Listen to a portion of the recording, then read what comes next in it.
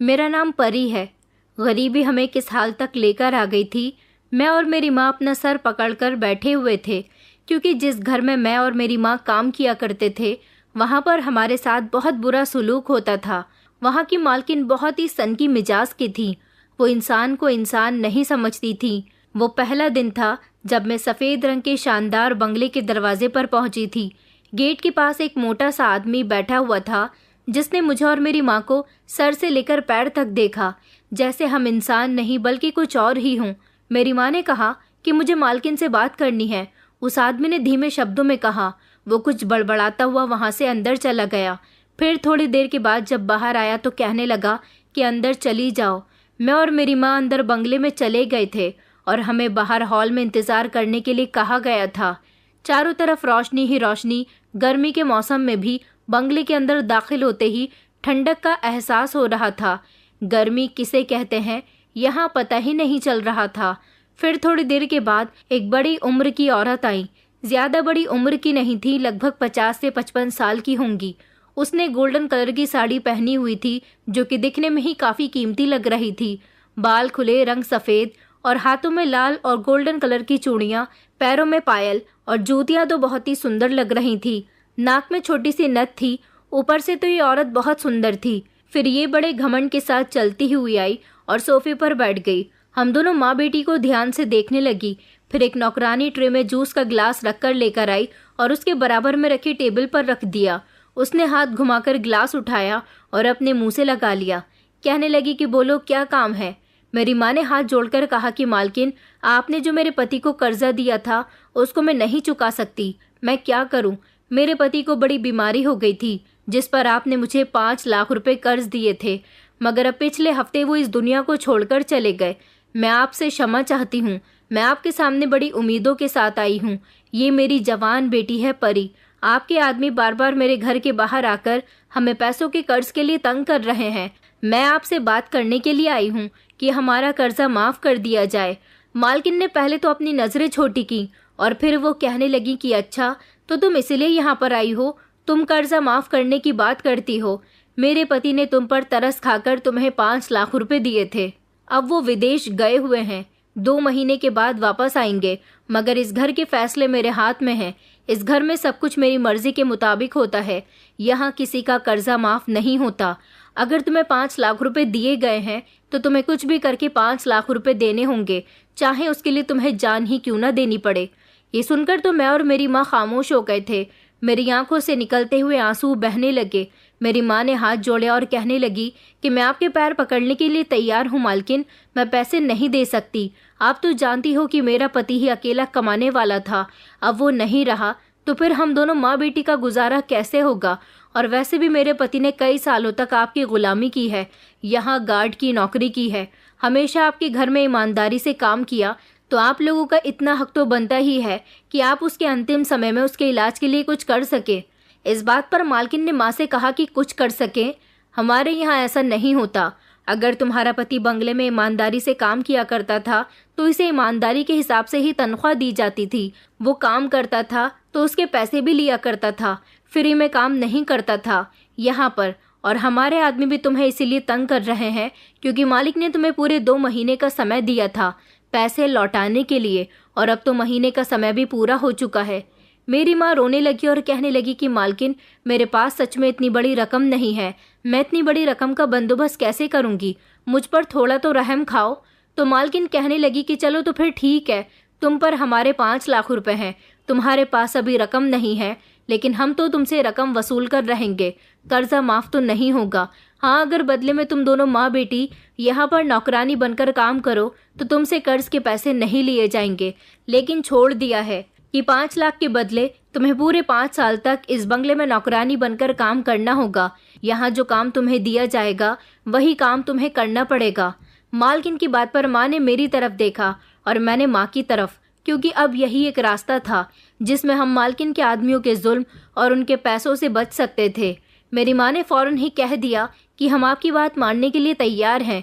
बस उसी दिन से हमें घर के कामों में उलझा दिया गया था। मैं अभी मालकिन से कुछ बात करना चाहती थी, लेकिन मेरी माँ ने फौरन उनकी बात मान ली थी। उन्हें पता था कि हमारे पास पैसों का बंदोबस्त कहीं से भी नहीं होगा। जिस घर में हम रहते थे वो भी बहुत छोटा था। उसे अगर हम बेच देते तो फिर हमारे सर की छत भी छिन जाती। हम दोनों माँ बेटी इस घर में काम करने के लिए लग गए थे। यहाँ हमें महीने की सैलरी नहीं मिलनी थी। यहाँ तो हमें 5 साल काम करके अपना पुराना कर्जा चुकाना था। हम यहाँ पर गुलाम बन चुके थे। एक दिन मैं झाड़ू पोछा कर रही थी जब मालकिन आई और मुझे देखकर हंसने लगी, जो किसी गुलाम पर की जाती है। फिर कुछ शब्द उन्होंने कहे, वो मेरे दिल पर खंजर की तरह घुप गए थे। उन्होंने कहा, मैं बचा हुआ खाना फेंक देना पसंद करती हूँ, लेकिन इन गरीबों को देना मुझे बिल्कुल भी पसंद नहीं है। उनके शब्दों ने मुझे अंदर तक तोड़ दिया था। मैं खामोश रही। मालकिन ने कमरे की सफाई, कपड़ों की धुलाई, बर्तन मांजने और छत की सफाई की जिम्मेदारी मुझे दे रखी थी। बाहर का सामान लेकर आना और सुबह का नाश्ता बनाना, ये सब मेरी माँ की जिम्मेदारी थी। और भी बाकी नौकरों के काम बटे हुए थे। मालकिन नौकरों से बहुत दूरी रखने वाली इंसान थी। नौकर उनसे 5 फीट की दूरी पर खड़े होकर उनसे बात करते थे। कोई उनके सोफे पर भी नहीं बैठ सकता था। कोई उनके नज़दीक भी नहीं खड़ा हो सकता था। कोई उन्हें छू भी नहीं सकता था। कोई उनके घर में गंदगी नहीं कर सकता था। उन्होंने सारे ही नौकरों से कहा था कि तुम जो भी काम करो हाथों में ग्लव्स पहनकर करना। उन्हें नौकरों के हाथों का भी खाना पसंद नहीं था। खाना बनाने के लिए घर में बड़े शेफ आया करते थे और वो मुझे भी हाथों में ग्लव्स पहनकर बर्तन धोने को कहती थी। कभी अगर कोई उन्हें बिना ग्लव्स के एक गिलास पानी भी दे देता तो वो उस गिलास को भी तोड़ देती थी और पानी भी नहीं पीती थी। कुछ ऐसे ही बर्ताव वो नौकरों के साथ भी किया करती थी। नौकरों को भी इतनी परमिशन नहीं थी कि वो यहाँ एक घूंट पानी भी पी सके। खाना तो बहुत दूर की बात थी। मालकिन का कहना था कि यहाँ तुम्हें एक घूंट पानी भी नहीं मिलेगा, अपने घर से लाया करो। मुझे लगा कि जैसे मैं उनकी ये बात सुनकर पत्थर की बन गई हूँ। मैंने कहा, अगर इंसान को भूख और प्यास लग जाए तो वो क्या करेगा? मेरी माँ भी यहाँ रोया करती थी। मेरी माँ मुझे यही तसल्ली दिया करती थी कि बेटा तू सब्र कर, एक दिन सब कुछ ठीक हो जाएगा। लेकिन मुझे नहीं लगता था कि कुछ भी ठीक होगा। यहाँ ऐसी हालत में हमारे 5 साल कैसे कटेंगे?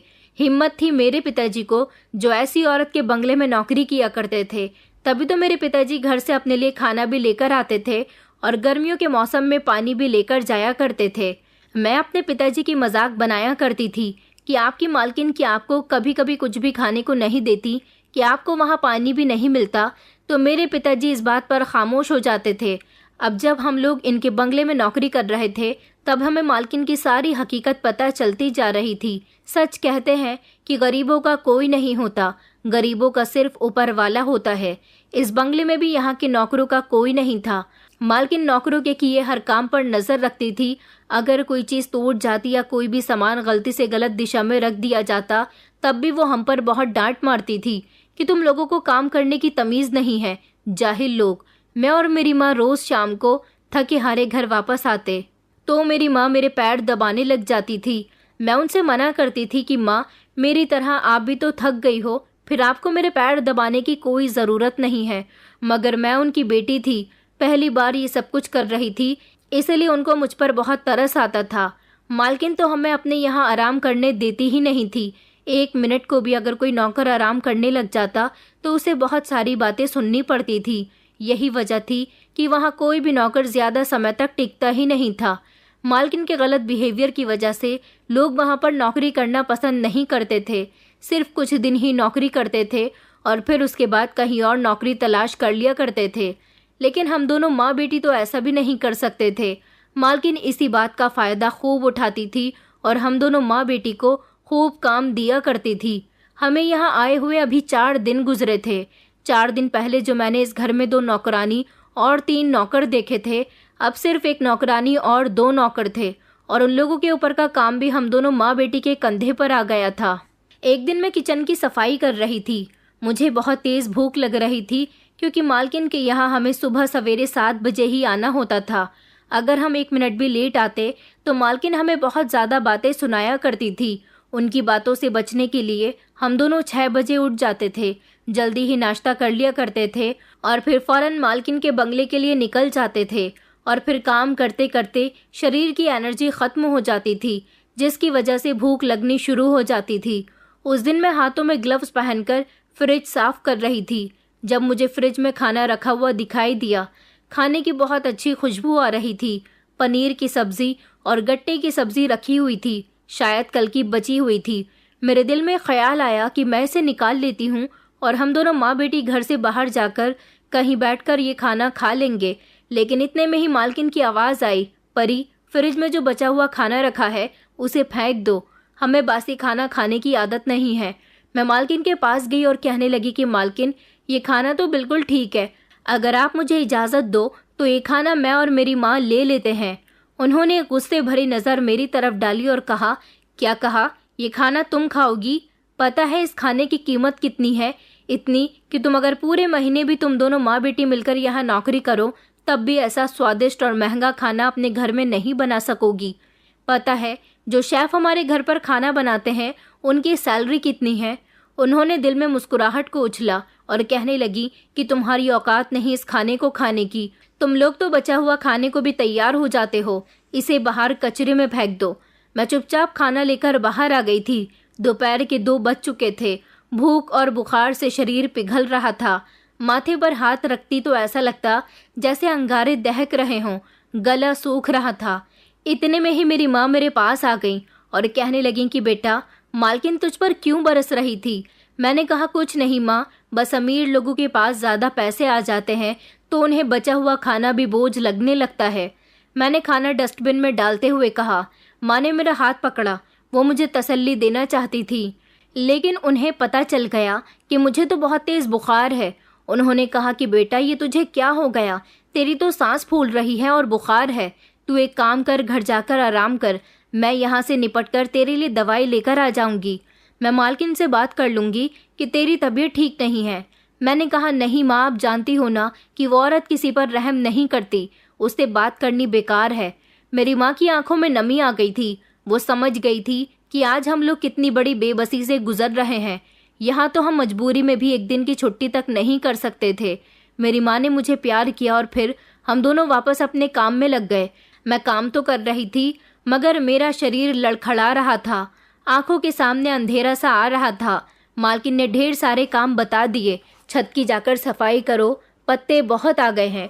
मेरा शरीर कांप रहा था, लेकिन फिर भी मैंने कोई काम नहीं छोड़ा और सारे काम अच्छे से कर लिए। अगले दिन से त्योहार की शुरुआत हो चुकी थी। नवरात्र लग चुके थे। हम लोगों को त्योहारों के समय भी इस घर में छुट्टी नहीं मिलती थी और आज मेरा व्रत भी था।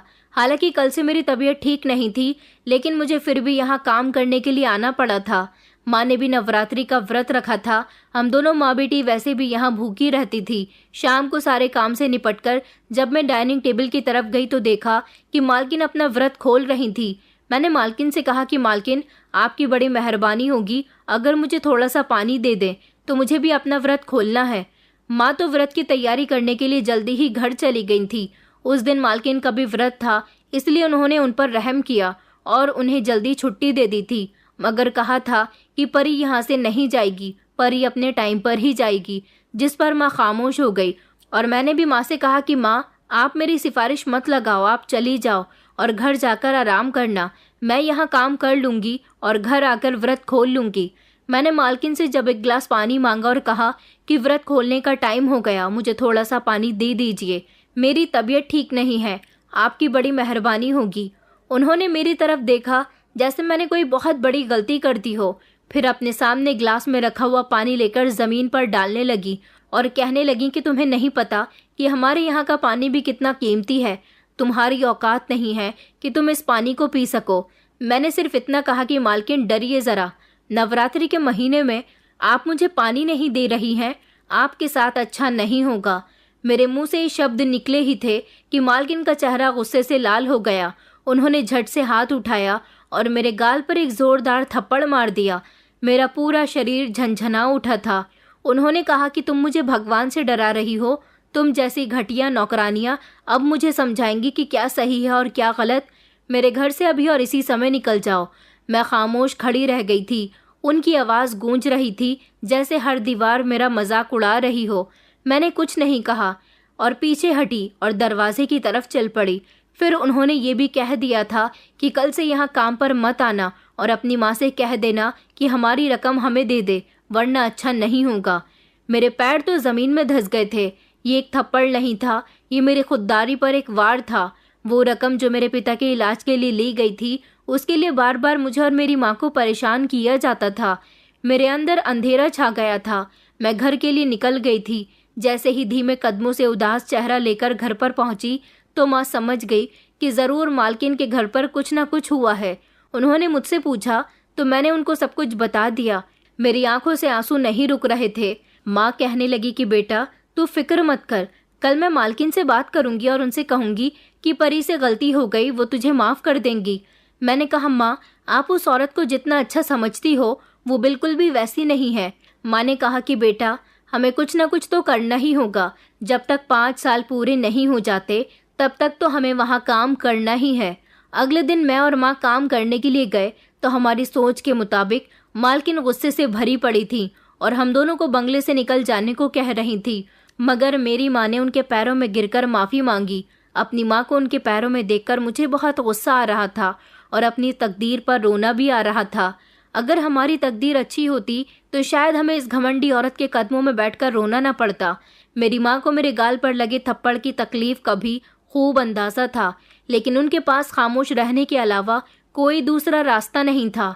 काफ़ी देर तक मालकिन की रिक्वेस्ट करने के बाद वो हम दोनों को काम पर रखने के लिए राज़ी हो गई थी। फिर सब कुछ वैसे ही चलता रहा जैसे कि चल रहा था।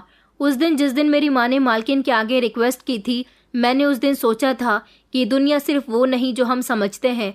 ये दुनिया सिर्फ देखती है कि तुम्हारे पास क्या है, तुम खुद क्या हो, तुम्हारी किसी को परवाह नहीं। मैंने खुद से वादा किया कि अब मैं इस दुनिया को अपने आंसू नहीं दिखाऊंगी। अब मैं लड़ूंगी हर उस लम्हे, हर उस जुल्म से जो हमें कुचलने के लिए पैदा होता है। गरीबी सिर्फ पेट की भूख नहीं लगती, ये माँ के दिल में भी डर भर देती है। इज्जतदार घरों की बेटियां अपनी इज्जत को जितना ही महफूज क्यों ना कर लें, लेकिन गरीब की बेटी के लिए अपनी इज्जत बचाना भी एक दीवार की मजबूती की तरह बन जाता है। माँ हमेशा मेरी फिक्र में लगी रहती थी। मैं अब 18 साल की हो चुकी थी और बेहद ही खूबसूरत थी।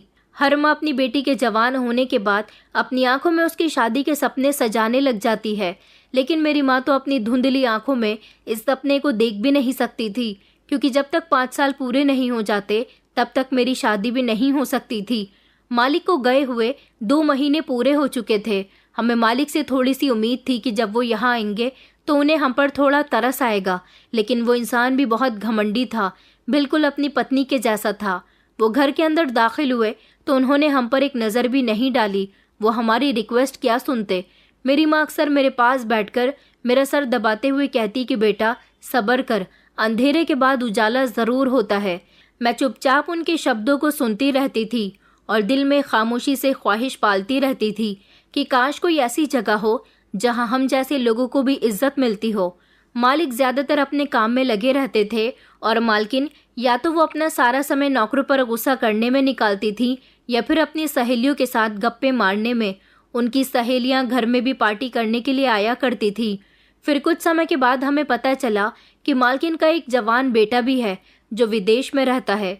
मुझे लगा कि उनका बेटा बाहर से पढ़ लिख कर आ रहा होगा, लेकिन मालकिन को मैंने नोटिस किया था कि वो अपनी सहेलियों से बात करते करते अपने बेटे के टॉपिक को अचानक बदल दिया करती थी।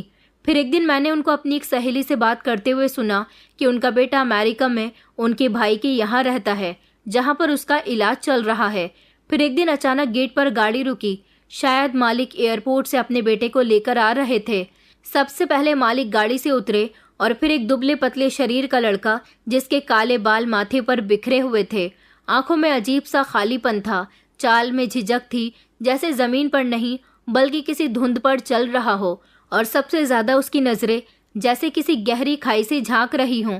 मालकिन ने सारे नौकरों को इकट्ठा किया और सब लोगों को अपने बेटे के बारे में बताया कि ये है मेरा बेटा प्रतीक, अभी अभी अमेरिका से वापस आया है। इसके सामने कोई भी ऊंची आवाज में बात ना करे और इसके हुक्म का पालन किया जाए। मेरे साथ मेरी माँ और बाकी सारे नौकरों ने सर झुका दिया था, लेकिन अंदर कोई अनजानी सी बेचैनी जगह ले रही थी। प्रतीक ने सारे नौकरों पर मामूली सी नज़र डाली, लेकिन जब मेरी तरफ देखा तो उसकी नज़रें टिक गई थी। मैंने फौरन ही नज़रें नीचे कर ली, लेकिन उसकी नज़रें मेरे चेहरे पर जैसे चिपक गई थी। दिन गुजरते गए और प्रतीक की मौजूदगी बंगले के माहौल में खामोश सा बोझ बन गई थी। वो हमेशा बिना किसी वजह के कमरे से बाहर निकल आता था, कभी हंसता था, कभी बिना बात के दरवाज़ा बंद करता था, तो कभी गैलरी में टहलता रहता था। जैसे किसी चीज़ की तलाश में हो। बाकी सारे नौकर उससे दूर रहते थे और मालकिन भी ज़्यादातर उसे अकेला ही छोड़ देती थी। मालिक जब रात को घर आते तो किसी किसी समय उसके कमरे में चले जाया करते थे। एक दिन मैं प्रतीक के कमरे के आगे झाड़ू दे रही थी, तभी प्रतीक मेरे करीब आ गया। उसने एकदम पूछा कि तुम्हारा नाम क्या है। मैंने चौंक कर कहा कि मेरा नाम परी है। मुझे ऐसा लगा जैसे उसने मेरा नाम अपने मुंह से दोहराया, ये नाम उसे किसी सपने में सुनाई दिया हो।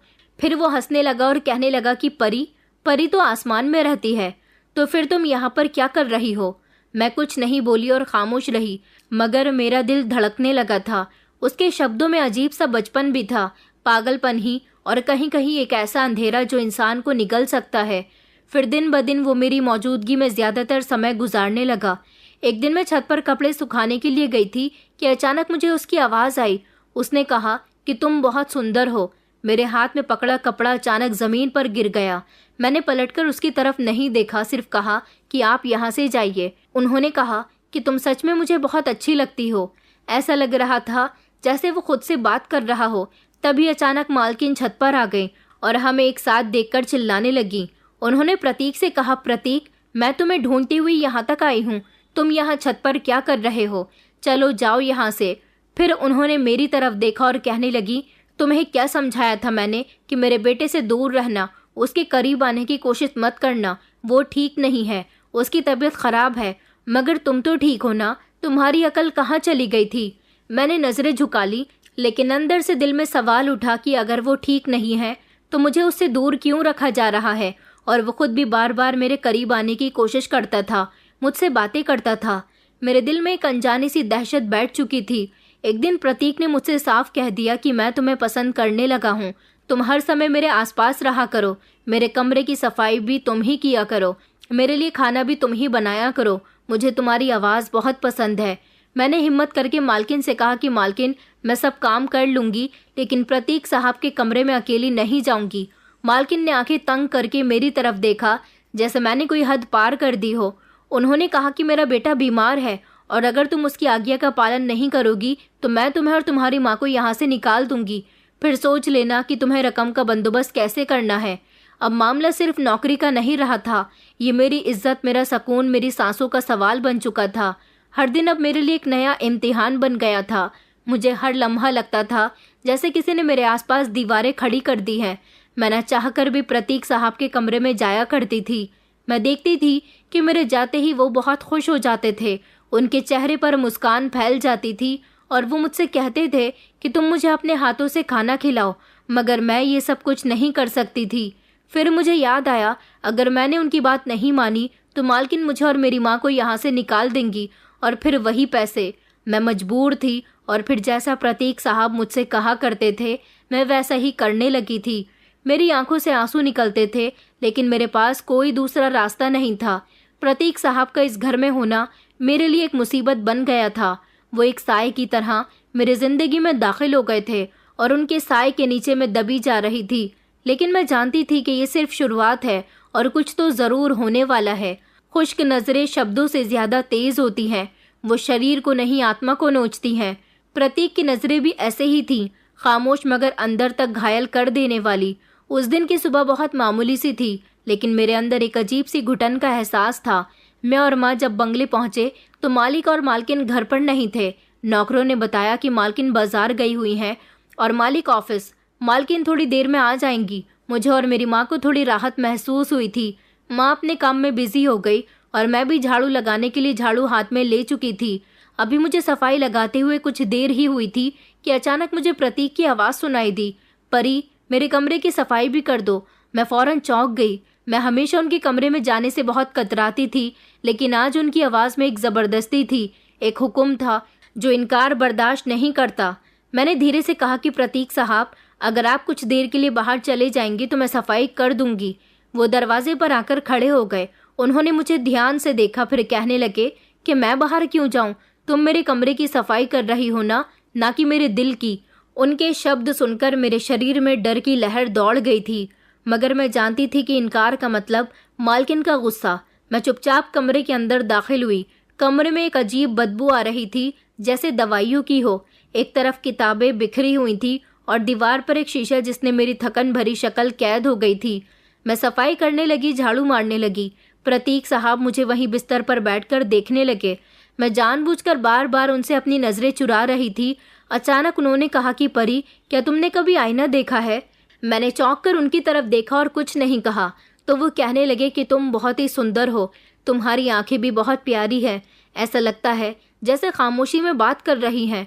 मेरा दिल जैसे खामोश हो गया था। मैंने अपना काम जारी रखा। उन्हें कोई जवाब नहीं दिया। वो धीरे धीरे मेरे करीब आ गए। उन्होंने मेरा हाथ पकड़ लिया। मैंने एक झटके से उनको दूर किया और कहा कि ये क्या बदतमीजी है। उन्होंने कहा, अरे तुम तो गुस्सा हो गई, बस मैं तुम्हारे चेहरे को छूने के लिए आया था। कितना मासूम चेहरा है, तुम्हारी आवाज़ कितनी प्यारी है। मैं पीछे को हट गई। वो हंसने लगा और कहने लगा कि तुम मुझे बहुत अच्छी लगती हो। मैंने जल्दी से सफाई ख़त्म की, सामान उठाया और कमरे से निकलने लगी तो उसने दरवाजे के करीब आकर मेरा रास्ता रोक लिया और कहा कि तुम रोज़ मेरे कमरे की सफाई किया करोगी, मेरे सामने मेरी मौजूदगी में। मुझे अच्छा लगता है। मेरी जान जैसे अटकने लगी थी। मुझे पसीना आने लगा। मैंने टाइम वेस्ट किए बिना दरवाजे से बाहर निकलना ही बेहतर समझा, मगर अब मैंने सोच लिया था कि मैं उसकी शिकायत मालकिन से ज़रूर करूँगी। शाम को जब मालकिन और मालकिन गार्डन में बैठे चाय की चुस्कियों के मज़े ले रहे थे, जब मैं उनके सामने गई और मैंने कहा, मालकिन मुझे आपसे कुछ ज़रूरी बात करनी है। मालकिन ने मुझे घूर कर देखा और कहने लगी कि दिख नहीं रहा कि मैं और मालिक कुछ ज़रूरी बातें कर रहे हैं? तुम दोनों माँ बेटी को तमीज़ है या नहीं? जब देखो मुंह उठाकर चली आती हो। मालिक कहने लगे, अरे सुन लो इसकी बात। इसकी माँ भी सुबह मुझसे पैसों को कह रही थी। दोनों यहाँ नौकरी करती हैं और हम इनको पैसे भी नहीं दे रहे, इसलिए इनका गुजारा ठीक से नहीं चल रहा। मैंने रहम खाकर थोड़े से पैसे दे दिए। मालकिन अपने पति के ऊपर भड़की और कहने लगी कि आपको क्या ज़रूरत है इनको पैसे देने की? पहले ही काफ़ी सारे पैसे इन लोगों ने हमारे अपने ऊपर ले रखे हैं। मालिक और मालकिन के बीच तो पैसों की वजह से बहस शुरू हो गई थी। मालिक का दिल फिर भी मालकिन से थोड़ा नरम था। उस दिन मालकिन मेरी बात सुनने के लिए तैयार नहीं थी, लेकिन मालिक ने कहा कि एक बार उसकी बात तो सुन लो, वो क्या कहने के लिए आई थी। जब मैंने मालकिन को प्रतीक साहब के बारे में सब कुछ बता दिया, मालकिन तो मुझे झूठा साबित करने लगी। कहने लगी कि मेरे बेटे पर इल्ज़ाम लगाती है तू ही ठीक नहीं है। मुझे तो पहले दिन से ही तू ठीक नहीं लगती। तब मालिक कहने लगे, तुम जाओ, मैं प्रतीक से बात करूँगा। मैं तो अपने घर वापस आ गई थी। प्रतीक साहब के बारे में मैंने अपनी माँ को कुछ नहीं बताया था। पहले ही हम लोग काफ़ी परेशान रहते थे, लेकिन जब मैं अगले दिन बंगले में गई तो मैंने देखा कि प्रतीक साहब की हालत बहुत ख़राब थी। वो अपने कमरे में बिल्कुल खामोश बैठे हुए थे।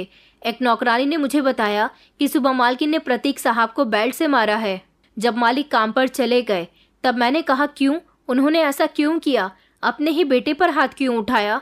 तो उसने मुझे बताया कि तुम्हारी वजह से ऐसा हुआ है। मुझे ऐसा लगा जैसे मुझे किसी ने ज़ोरदार धक्का दिया हो। मैंने कहा कि ये तुम क्या कह रही हो?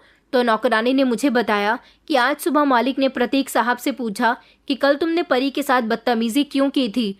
तो उन्होंने पता है तुम्हें क्या जवाब दिया? मैंने गहरी सांस ली और कहा कि क्या जवाब दिया? नौकरानी ने बताया कि उन्होंने साफ साफ कह दिया कि वो तुम्हें पसंद करते हैं, तुमसे शादी करना चाहते हैं। इसलिए मालिक उनको समझाने लगे कि तुम ये किस तरह की जिद लगा रहे हो, परी से तुम्हारा कोई मेल जोल नहीं है। मौके पर मालकिन ने भी उनकी बातें सुन ली। उन्होंने भी प्रतीक साहब को बहुत समझाया। मालिक तो गुस्से में ऑफिस चले गए, लेकिन मालकिन और उनके बेटे में तुम्हें लेकर जंग छिड़ गई। प्रतीक साहब जिद कर रहे थे कि उन्हें शादी करनी है तो तुमसे ही करनी है और वो जल्द ही तुम्हें अपनी ज़िंदगी में शामिल करना चाहते हैं। मगर उनकी माँ कहने लगी कि एक नौकरानी को तुम इस घर की बहू बनाना चाहते हो, मैं ऐसा कभी नहीं होने दूंगी। और तुमने अपनी हालत देखी है, तुम खुद तो पागल हो। आज मुझे यकीन हो गया कि तुम सच में पागल हो, जिसे एक नौकरानी में न जाने क्या पसंद आया है कि उससे शादी करने बैठा है। मगर प्रतीक साहब ज़ोर ज़ोर से चिल्लाने लगे और कहने लगे कि मैं परी को नहीं छोड़ सकता। परी सिर्फ मेरी है और मैं उसे अपना बनाकर ही रहूँगा। जिस पर मालकिन ने उसे पहले तो बहुत डांटा और फिर उसकी बदतमीज़ी पर उसे मालिक के बेल्ट से मारना शुरू कर दिया। उनकी ऐसी हरकतों से साफ पता चलता है कि वो अपने बेटे को पसंद नहीं करती, इसलिए वो बेचारा कमरे में उदास बैठा हुआ है।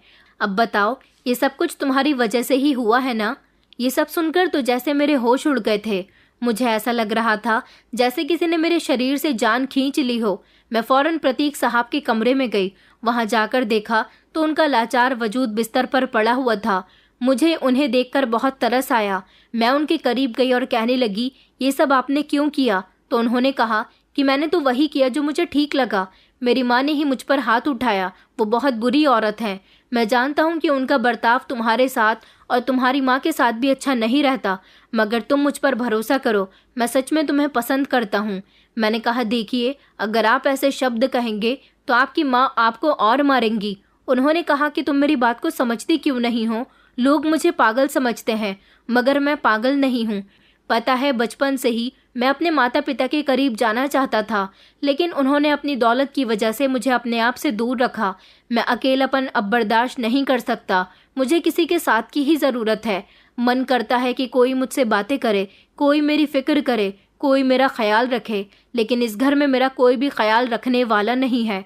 मैं जब अपने मामा जी के यहाँ अमेरिका में रहता था तो वहाँ मामी जी ने मेरा ख्याल रखने के लिए एक नर्स को रखा हुआ था। वो मेरा बहुत ख्याल रखती थी। उससे मेरी बहुत अच्छी दोस्ती हो गई थी, लेकिन कभी उसको देखकर भी मुझे ऐसा एहसास नहीं हुआ जैसा एहसास तुम्हें देखकर हुआ।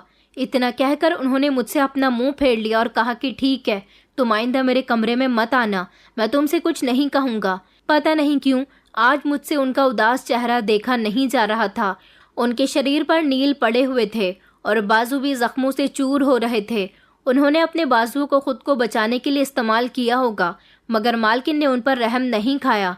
रात का समय हुआ तो मैं प्रतीक साहब के लिए खाना लेकर उनके कमरे में चली गई, बिना डरे, बिना मालकिन की फिक्र किए।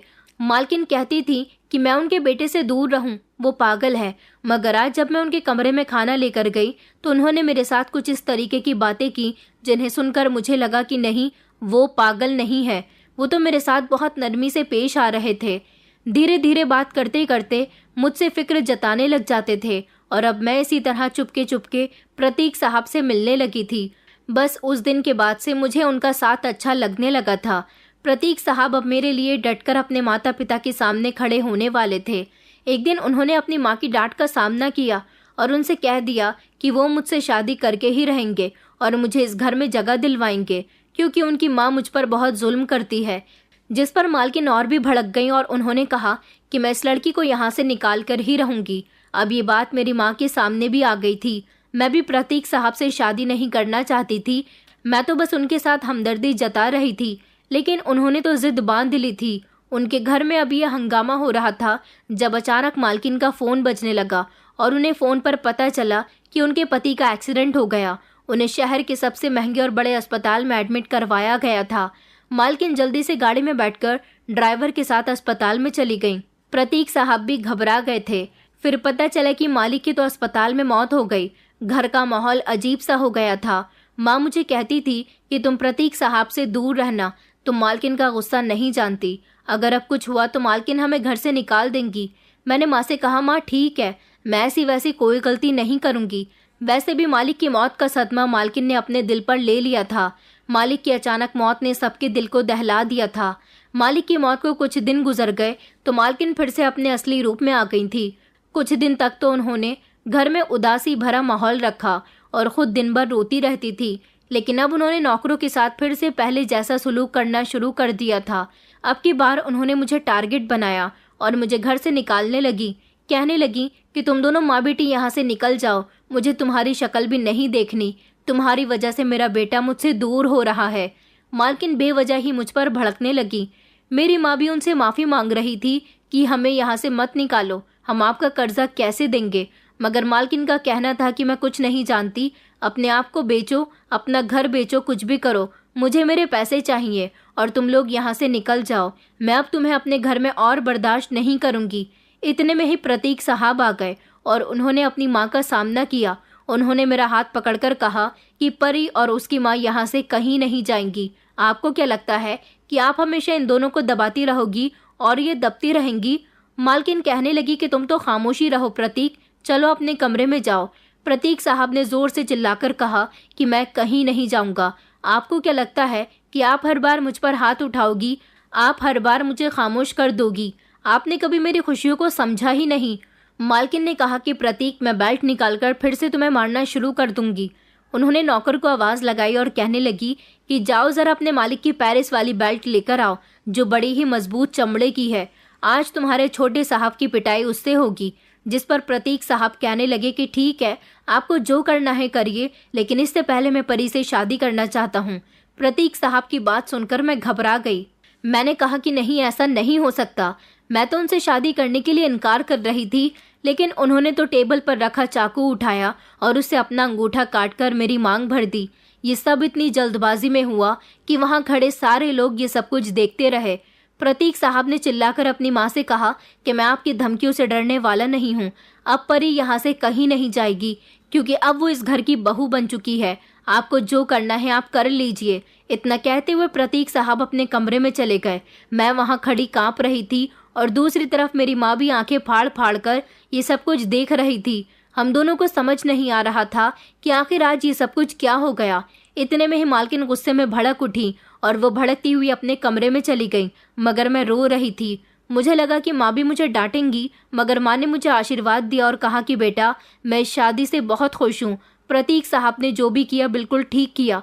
उन्होंने आज इतनी हिम्मत दिखाई कि आज उनकी माँ उनसे खामोश हो गई। उन्होंने अपने बेटे से कुछ नहीं कहा। ऐसा साहसी पति ही अपनी पत्नी को घर में जगह दिलवाता है। आज प्रतीक साहब ने इस घर में तुम्हें रखने के लिए ही ये सब कुछ किया। मगर मैं अपनी माँ के गले से लगकर फूट फूट कर रोने लगी।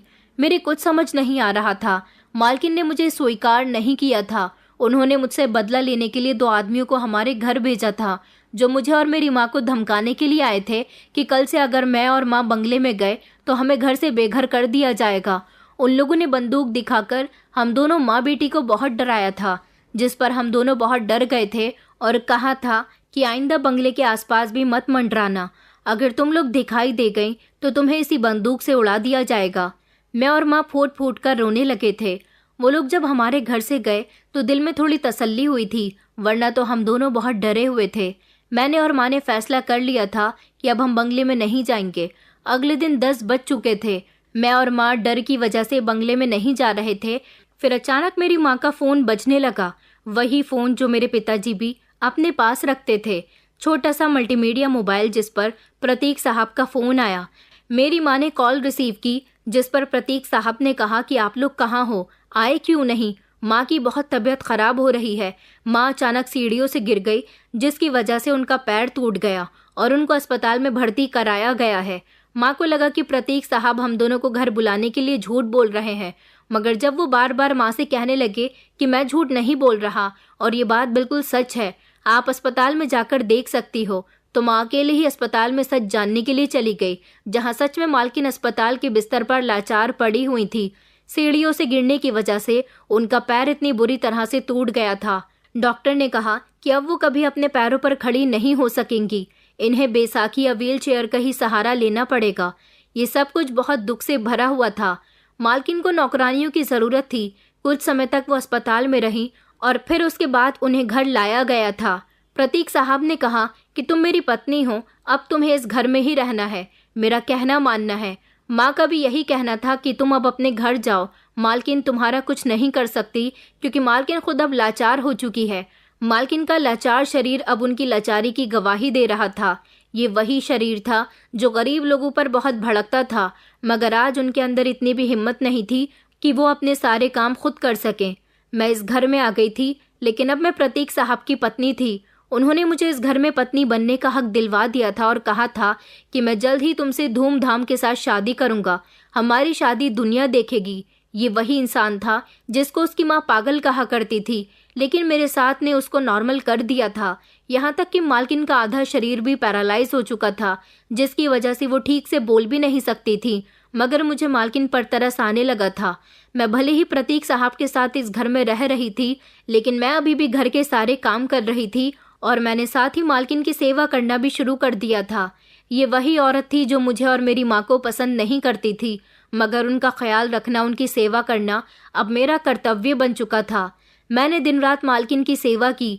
मैं रात को उनके शरीर की मालिश किया करती थी, टाइम से उनको दवाई दिया करती थी। मालकिन मुझसे कुछ कहना चाहती थी, शायद उनके अंदर अभी भी घमंड बाकी था, अभी भी उनका शरीर कुछ हरकत करना चाहता था, मगर वो मजबूर था। प्रतीक साहब कहते थे कि माँ को उनके किए की सज़ा मिली है। माँ ने हमेशा अपने बेटे को खुद से दूर रखा। उनकी दूरी ने ही तो मुझे पागल बना दिया था, मगर वक्त के साथ साथ और तुम्हें देखकर मैं ठीक हो गया।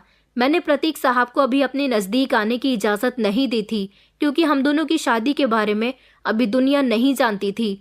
मगर मेरी सारी सेवा मालकिन के लिए थी। मैं वक्त पर उनको दवाई दिया करती थी, ज़्यादातर उनके साथ कमरे में रहती थी। ये वही औरत थी जो नौकरों से दूरी बनाया करती थी, लेकिन आज मेरा उनके करीब जाना उनके लिए ज़रूरी हो गया था। उनकी हालत ऐसी थी कि वो बोलने के काबिल भी नहीं थी। उन्होंने ही गुंडों को हमें धमकाने के लिए भेजा था ताकि हम अगले दिन से घर में ना आए, मगर उन्हें ये नहीं पता था कि अगला दिन तो उनके लिए बड़ी मुसीबत का दिन बनने वाला है। फिर वक्त के साथ साथ मालकिन की सेवा रंग ले आई थी। मालकिन धीरे धीरे बेहतर होने लगी थी। मैंने नोटिस किया था कि मालकिन जैसे जैसे ठीक हो रही थी, उनकी आंखों में एक अजीब सी नमी तैरने लगती थी। वो कुछ बोलने की कोशिश करती थी, मुझे अपने पास बुलाने की कोशिश करती थी, मगर मैं उनकी बातों को समझ नहीं पाती थी। एक दिन उन्होंने हाथ जोड़ लिए। हालांकि उनका आधा शरीर पैरालाइज हो चुका था, लेकिन दवाइयाँ उन पर असर कर रही थी और बाकी की मेरी सेवा ने उनको इतना बेहतर कर दिया था कि वो अपने हाथों से थोड़े बहुत रिएक्ट कर सकती थी। उन्होंने हाथ जोड़कर मुझसे माफ़ी मांगी। उनकी आंखों में आंसू थे। मैं समझ गई थी कि वो अपने सारे किए की माफ़ी मांग रही हैं। और फिर उस दिन के बाद से ही मालकिन काफ़ी समय तक बिस्तर पर रही, मगर मैंने उनकी सेवा में कोई कमी नहीं छोड़ी। मुझे उनके कमरे की सफाई भी समय पर करनी होती थी। मैं उनके कपड़े भी अपने हाथों से बदलती थी, उनको नहलाती भी अपने हाथों से थी, यहाँ तक कि उनके सारे काम खुद ही किया करती थी। मेरी ये सारी सेवा देखकर उनका दिल पिघल गया था। और फिर जब पूरे 1 साल के बाद वो थोड़ी रिकवर हुई तो उन्होंने प्रतीक साहब से भी माफ़ी मांगी और मुझसे भी, और कहा कि हम दोनों एक दूसरे से शादी कर लें। और उन्होंने बंद शब्दों में ये भी कह दिया कि उन्होंने मेरे पिता का दिया हुआ सारा कर्जा भी माफ़ कर दिया। इंसान जब अपने घमंड में होता है तब अपने आप को बहुत ज़्यादा ताकतवर समझता है, लेकिन उसे ये नहीं पता कि जिस शरीर पर और जिस घमंड पर वो ताकत का असर दिखा रहा है, वही शरीर अगर भगवान मिट्टी में मिला दे और उसे बेजान कर दे तो इंसान कुछ भी नहीं है। मालकिन के साथ भी कुछ ऐसा ही हुआ था। वो पूरी तरह से तो कभी ठीक नहीं हो सकी, लेकिन उनका शरीर जितनी भी हरकत कर सकता था, जितनी भी हिम्मत जुटा सकता था, वो सब हुआ। और फिर प्रतीक साहब और मेरी शादी हो गई। प्रतीक साहब अब मेरे पति हैं, और जिस घर में मैं कभी नौकरानी की हैसियत से रहा करती थी, अब मैं वहाँ की बहू हूँ। लेकिन आज भी मैं अपनी सास की सेवा पहले के जैसी ही करती हूँ। और मेरी सास, जो आज भी बिस्तर पर पड़े रहकर मुझसे अपने किए की माफ़ी मांगती हैं, लेकिन उनका शरीर अब इस काबिल भी नहीं कि वो ठीक से माफ़ी भी मांग सकें। मैंने उन्हें दिल से माफ़ कर दिया और प्रतीक साहब ने भी। दोस्तों, उम्मीद करती हूँ आपको हमारी कहानी पसंद आई होगी। कहानी पसंद आई है तो वीडियो को लाइक करें, चैनल पर नए हैं तो चैनल को सब्सक्राइब करें, और हाँ, नोटिफिकेशन बेल को ज़रूर दबाएं ताकि अगली अपडेट सबसे पहले आपको मिले।